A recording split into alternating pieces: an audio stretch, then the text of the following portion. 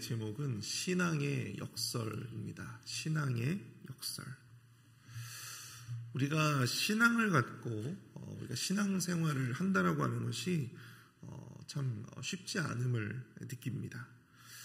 여러 가지 이유가 있겠죠. 신앙생활을 하기가 참 쉽지 않은 여러 가지 이유들이 있겠지만 그 중에 이 신앙이 가지고 있는 역설, 바로 이 역설에 우리는 익숙해져야 하기 때문입니다. 역설이 무엇입니까? 말이 안 되는 듯 하면서도 그 안에 굉장히 아주 큰 진리를 담고 있는 바로 그런 것도 우리가 역설이라고 이야기를 하죠. 버리는 것이 가지는 것이다. 지는 것이 이기는 것이다. 죽는 것이 사는 것이다. 고난이 복이다. 우리에게 익숙한 이런 어떤 여러 가지 어떤 신앙의 명제들, 신앙의 진리들이 가만히 들여다보면 이 말이 안 되는 것 같으면서도 또 말이 되는 또 그런 어떤 진리들을 담고 있다라고 하는 것이죠. 그래서 우리는 그것을 신앙의 역설이라고 이야기를 하는 것입니다. 오늘날 그 어느 누구보다도 이해가 필요하고 또 납득이 중요한 세대, 그런 시대를 살아가는 이 논리적인 신앙인들에게 바로 이러한 신앙의 역설들은 쉽게 넘을 수 없는 그러한 신앙의 장애물이 될 수 있습니다. 오늘 본문은 예레미야의 순환에 대해서, 예레미야가 겪은 이 고난에 대해서 말씀하고 있는데요. 오늘 본문 속에도 예레미야의 순환과 또 그를 도우시는 이 구원의 하나님, 그 하나님의 섭리를 가만히 들여다보면 그 안에 우리는 또한 신앙의 역설들을 발견할 수 있게 된다고 하는 것이죠. 오늘 본문 속에 담겨진 이야기 안에 담겨진 신앙의 역설들은 과연 무엇이 있을까? 오늘 그것을 함께 좀 살펴보고 은혜를 나누어 보고자 합니다. 첫 번째로 우리가 생각해 볼 수 있는 것은요, 바로 때때로 실패를 인정하고 받아들이는 것이 복이 될 수 있다라고 하는 것입니다. 실패를 인정하고 받아들이는 것이 복이 될 수 있다. 여러분들 1절을 한번 볼까요? mat단의 아들 스바디아와 바수울의 아들 그다랴, 그리고 셀레미야의 아들 유갈과 말리아의 아들 바수울이 예레미야가 모든 백성에게 이르는 말을 들은즉 이르기를. 지금 여기 열거된 이 사람들은 누굽니까? 바로 유다의 고관들이에요. 시드기야 왕과 함께 하고 있는 시드기야의 신하들이라고 볼 수가 있죠. 그런데 유다의 고관들이 이 예레미야가 전하는 하나님의 예언의 말씀을 듣게 되었다라고 하는 것입니다. 그럼 예레미야가 전했던 그 예언의 골자는 과연 무엇이었을까요? 우리 2절을 보시면 여호와께서 이와 같이 말씀하시되 이 성에 머무는 자는 칼과 기근과 전염병에 죽으리라. 그러나 갈대아인에게 항복하는 자는 살리니 그는 노량물을 얻음같이 자기의 목숨을 건지리라. 예레미야가 전한 이 예언의 골자가 무엇입니까? 성 안에 머물게 되면 칼과 기근과 전염병에 죽게 될 것이니 갈대아인에게 항복하여 자기 목숨을 건지라. 자기의 목숨을 보존하라고 하는 것입니다. 여러분들 잘 아시겠지만 지금 이 말씀이 나오게 된 어떤 그런 배경을 살펴보면 여러분들 지금 이 바벨론의 군대가 예루살렘을 지금 포위하고 있는 상황이에요. 일촉즉발 지금 예루살렘 성이 금방이라도 떨어질 수 있는 어떤 그러한 위기 가운데 있습니다. 그 속에서 지금 예레미야는 말하고 있습니다. 항복하라. 갈대아인에게, 저 바벨론 군대에게 항복하라. 그래야 너희들이 생명을 보존할 수 있다. 저항하지 말고 행복하라고 하는 바로 이 하나님의 그들을 향한 메시지를 전하고 있는 것입니다. 이 갈대아 이방인에게 항복하라는 것, 이를 두고 이 시드기야의 신하들, 고관들은 과연 어떤 생각을 했을까요?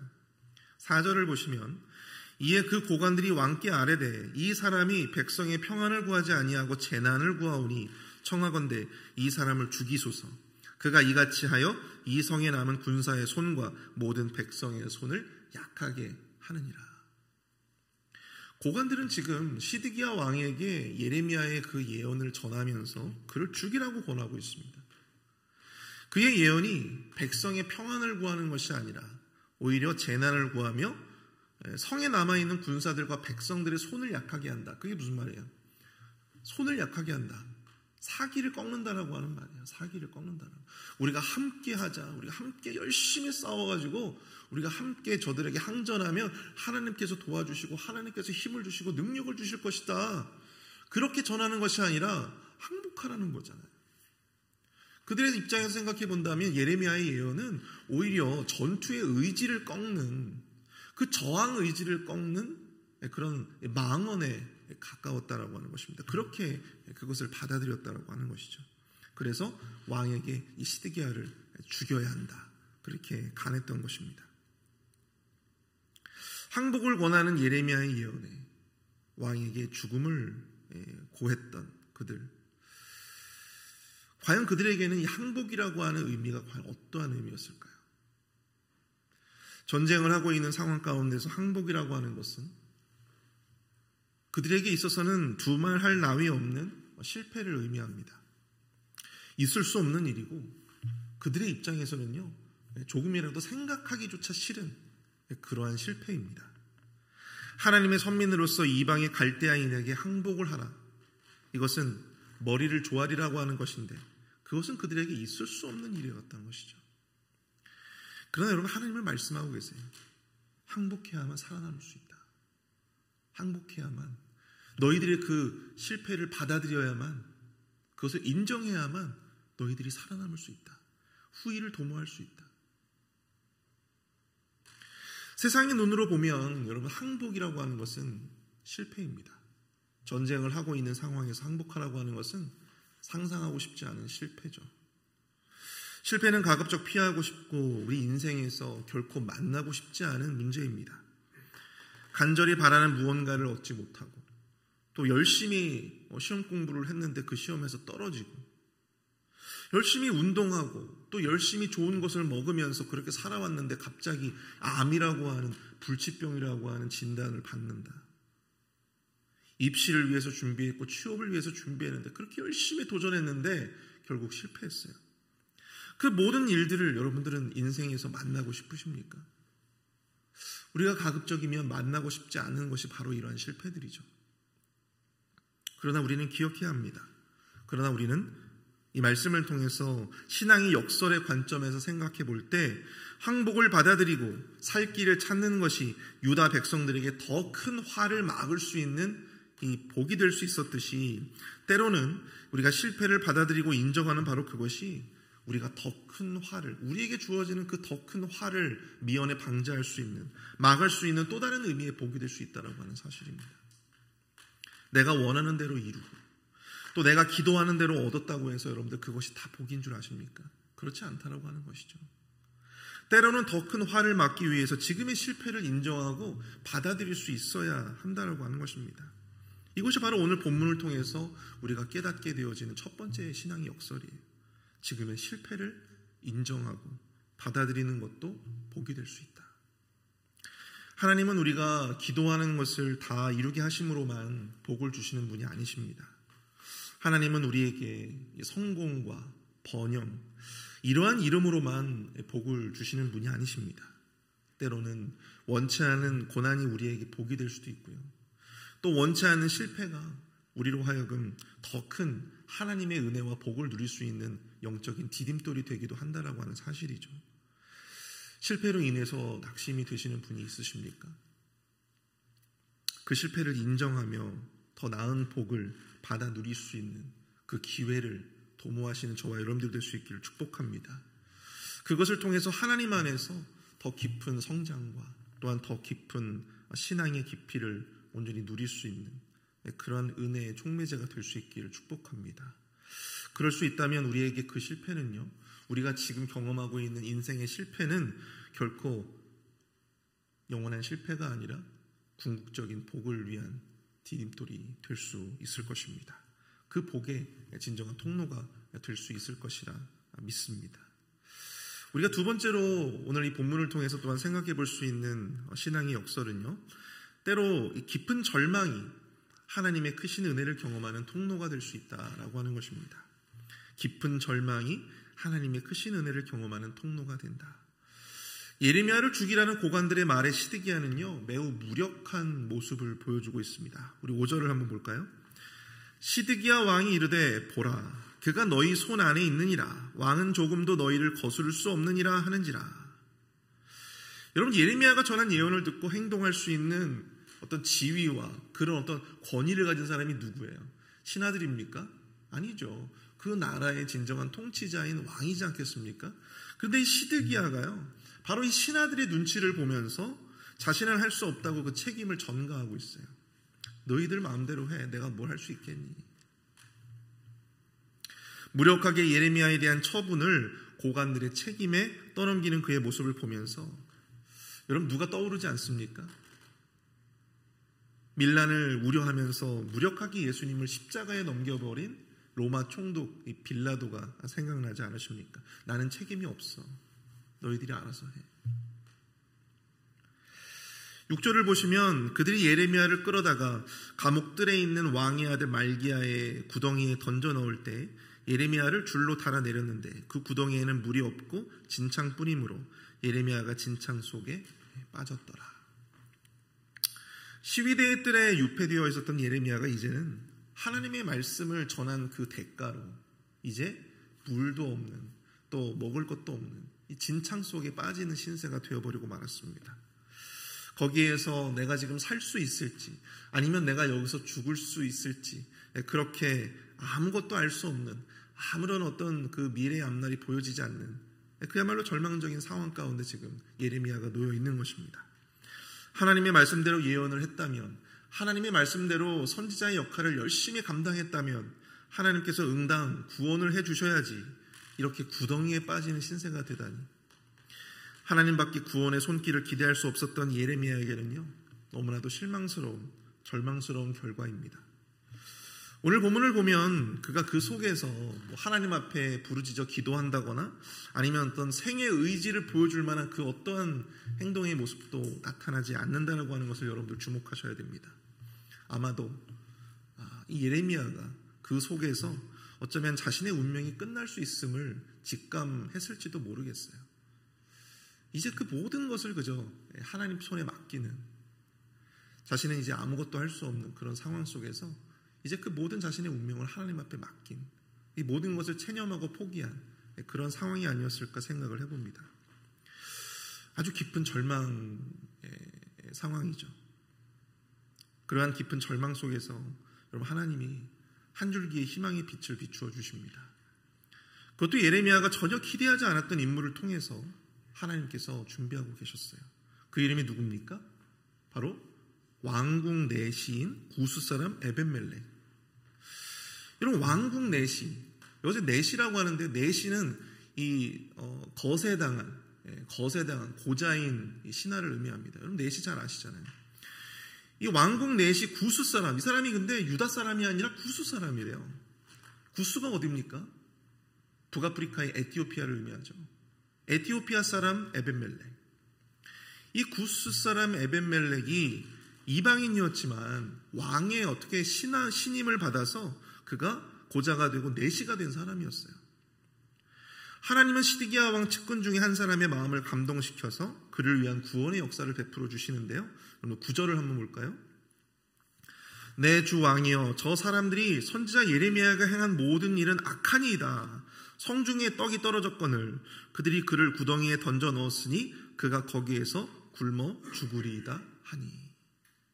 아무리 왕의 신임을 받고 내시가 된 사람이라고 하지만, 왕과 지근거리에서 왕에게 어떤 말을 전할 수 있는 그런 위치에 있는 사람이라고 하지만, 그럼에도 불구하고 나라를 위해서, 이 전쟁을 위해서 이 망언을 일삼았던 이 예레미야를 위해서 대신해서 말을 전한다고 하는 것이 여러분들 얼마나 이 에벤멜렉의 입장에서는 굉장히 부담스러운 일입니까? 분명히 그것을 왕이 싫어할 걸 분명히 알고 있음에도 불구하고 왕에게 그런 말을 전한다는 것이 얼마나 그렇게 어려운 문제였겠어요. 그러나 그는 사람들을 두려워하지 않습니다. 왕을 두려워하지 않고 누구를 두려워했을까요? 하나님을 두려워했다라고 하는 것이죠. 비록 유다인이 아니라 이방인이었지만 선민 유다의 그 어떤 사람보다도 하나님을 두려워했던 사람이 누구였느냐? 바로 이 에벤멜렉이었다라고 하는 것입니다.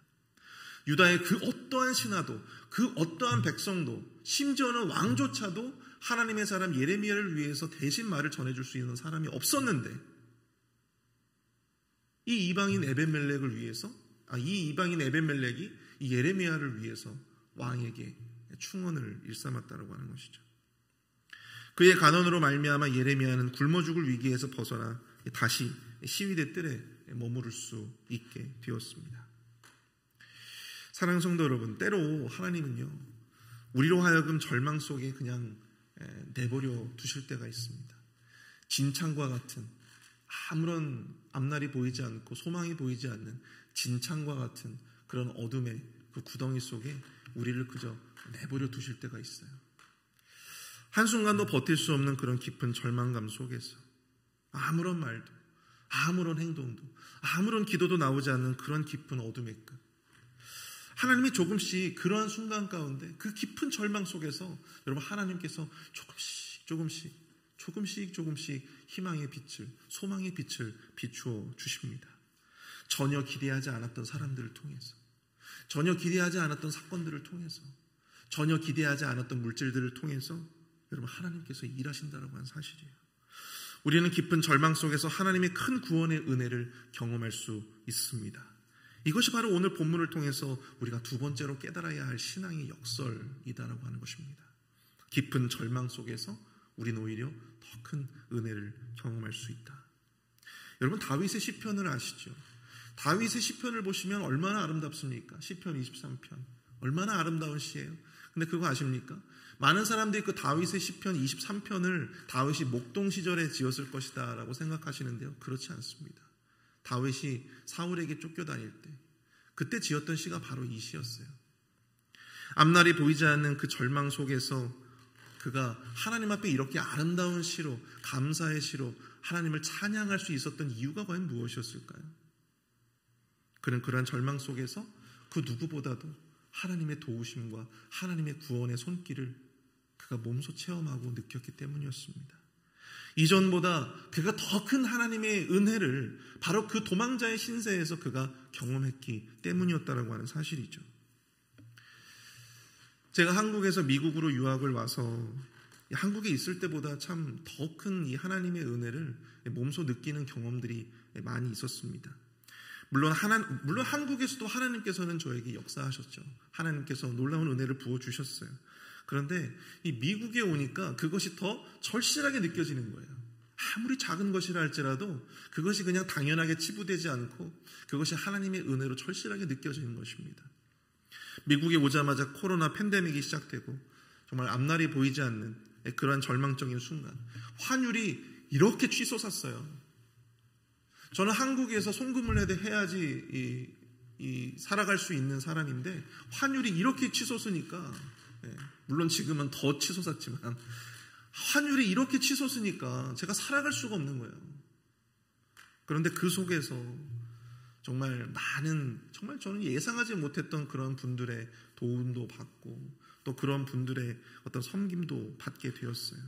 예상하지 못했던 교회, 예상하지 못했던 일들, 예상하지 못했던 물질들, 사람들, 하나님이 함께 하심을 몸소 느끼게 해주시는 귀한 체험들을 미국에 와서 많이 경험하게 해주셨습니다. 사랑하는 성도 여러분, 깊은 절망 가운데 계신 분들이 혹시라도 계십니까? 나는 아무것도 할 수 없는 그런 의미 없는 하루하루가 계속되어진다라고 생각되시는 분들이 있으신가요?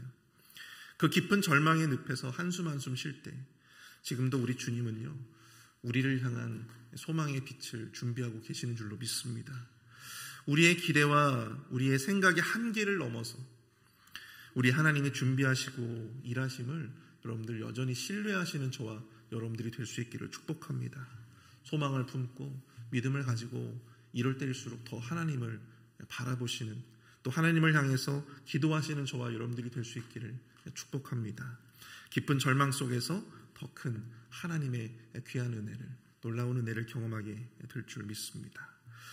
우리 오늘 다 함께 말씀을 생각하시면서 함께 합심해서 기도하도록 하겠습니다. 우리의 삶에 고난이 찾아오고 또 우리 삶의 기대를 무너뜨리는 실패가 찾아오더라도 그것이 하나님의 뜻이라면 겸손히 우리가 그것을 인정하고 받아들이게 하여 주시옵소서. 그 속에서 하나님이 우리에게 진정으로 주시기 원하시는 진정한 복과 은혜를 충만하게 경험하고 누릴 수 있게 하여 주시옵소서.